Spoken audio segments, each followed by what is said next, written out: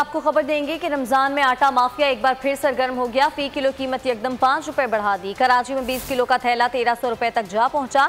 हैदराबाद, कोयटा, लाहौर समेत दीगर शहरों में भी मनमानी कीमत मुकर्रर। प्राइस कंट्रोल के जिम्मेदारों ने चुपका रोजा रख लिया।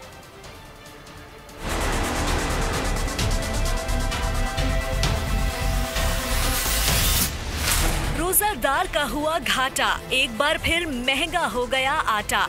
आटा माफिया रमजान में भी बाज न आया। फी किलो आटे की कीमत 5 रुपए बढ़ा दी।